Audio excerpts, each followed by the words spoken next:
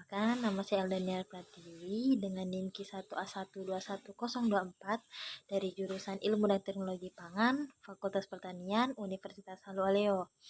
Nah, kali ini saya akan mereview salah satu jurnal yang dapat diakses melalui langsung aja.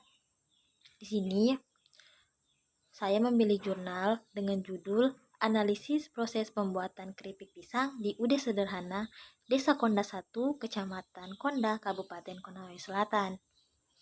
Untuk latar belakang dari penelitian ini, yang pertama itu, produksi pisang di dalam negeri cukup melimpah, khususnya di daerah Sulawesi Tenggara. Menurut Direktorat Jenderal Hortikultural tahun 2019, produksi pisang di Sulawesi Tenggara mengalami peningkatan, di mana pada tahun 2015 produksi pisang sebesar 29.087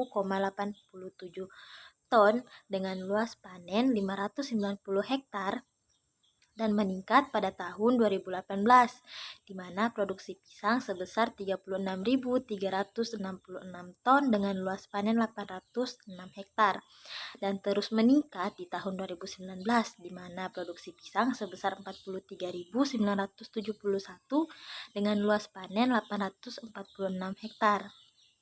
Ini latar belakang pertama. Nah, latar belakang kedua itu salah satu olahan pisang yang cukup populer yaitu keripik pisang. Pengolahan keripik pisang banyak dilakukan di area pedesaan oleh pelaku usaha kecil skala industri rumah tangga atau IRT.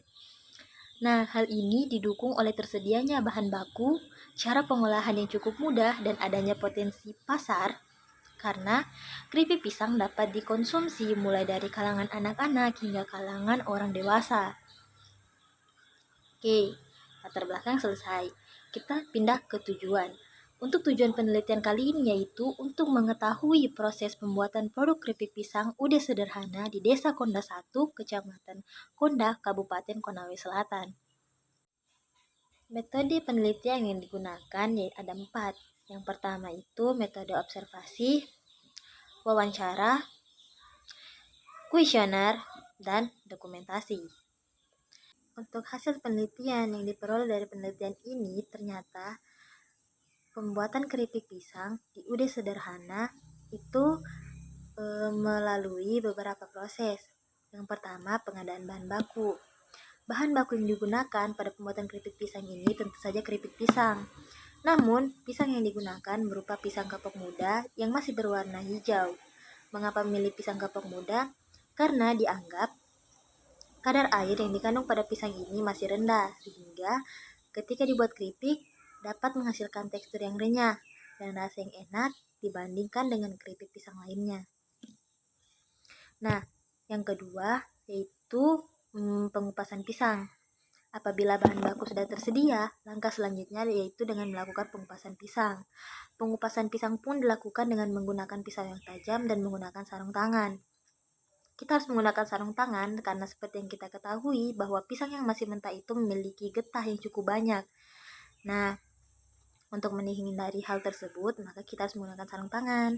Nah, langkah yang ketiga itu pengirisan pisang. Setelah bahan baku berupa pisang sudah dikupas, maka proses selanjutnya itu pengirisan pisang. Pengirisan pisang pun dilakukan dengan menggunakan alat khusus, sehingga dapat menghasilkan irisan pisang yang bagus dan lebih banyak. Pisang yang sudah siap diiris, kemudian ditampung pada wadah yang sudah disiapkan.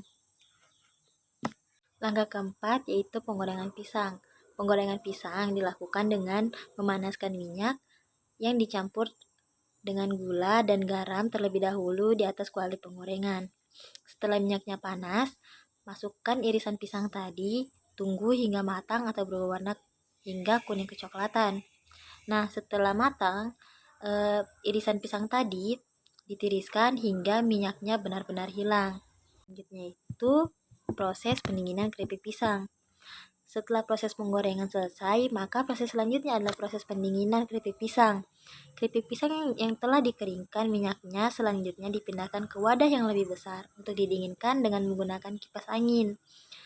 Proses yang terakhir yaitu berupa proses pengemasan keripik pisang. Setelah proses pendinginan selesai, maka proses pengemasan Keripik pisang menggunakan kemasan jenis standing pouch dan satu kemasan berisi 250 gram keripik pisang dengan jumlah kemasan yang dihasilkan untuk satu varian rasa sebanyak 50 bungkus. Yang terakhir, kesimpulan.